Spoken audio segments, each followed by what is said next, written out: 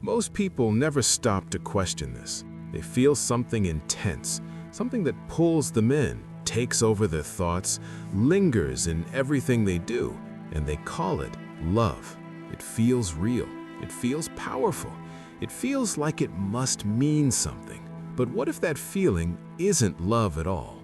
What if the thing that keeps you checking your phone, the thing that makes silence feel heavy, the thing that makes your mood depend on someone else's presence, is actually attachment? And if that's true, it changes everything. Because attachment doesn't feel peaceful. It feels urgent. It doesn't sit quietly in your life. It demands attention. It doesn't trust easily. It searches for signs. It doesn't relax. It prepares for loss. You start noticing it in small ways, how your mind drifts back to them, even when you're trying to focus, how a delayed reply feels bigger than it should, how you replay conversations, looking for something you might have missed. You tell yourself it's because you care, but care doesn't usually feel like pressure.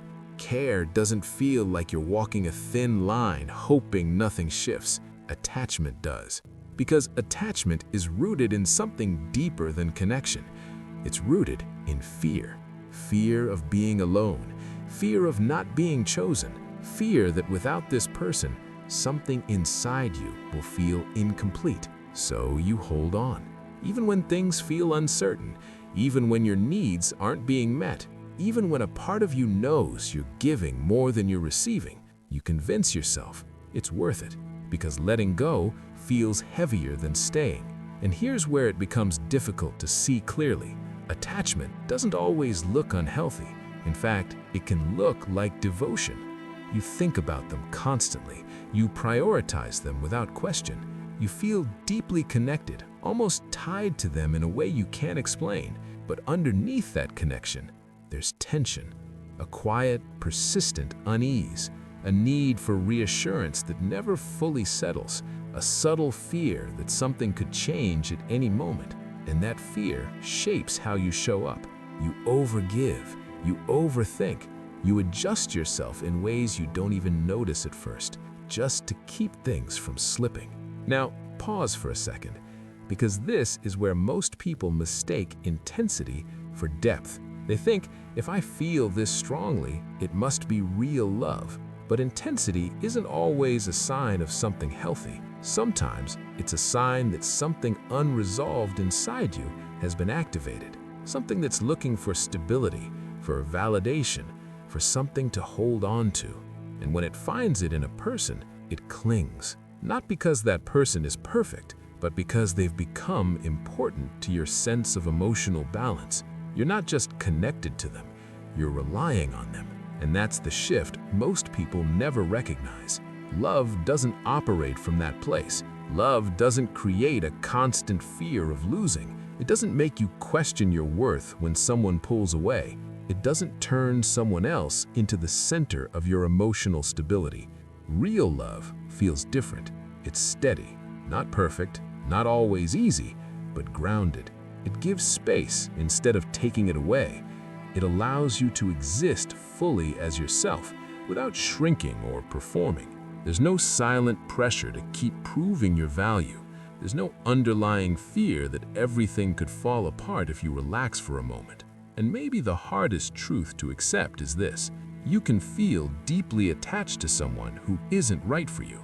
Because attachment isn't about alignment, it's about familiarity. It's about what they awaken in you, the comfort, the distraction, the feeling of being seen, even if only temporarily. And once your mind associates them with those feelings, it holds on, even when it costs you your peace. But here's the turning point. The moment you stop calling attachment love, you start seeing things as they are.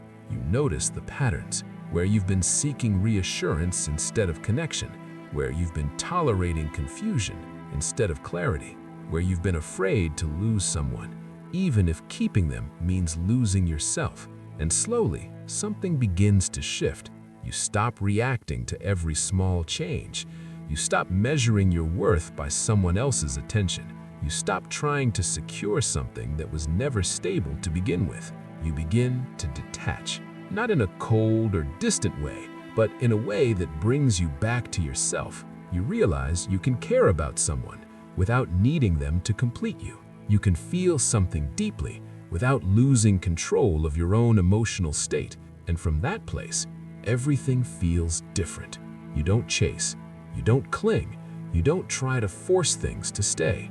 You choose, and choosing comes from clarity, not fear. It's quieter, more grounded, less desperate. You're not holding on tightly, hoping they'll leave.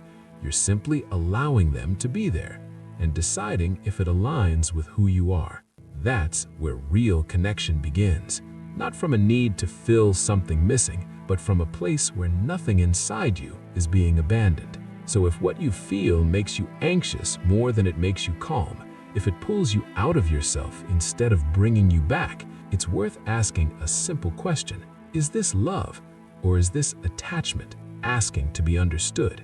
Because once you see the difference, you stop chasing what feels intense and start choosing what feels right.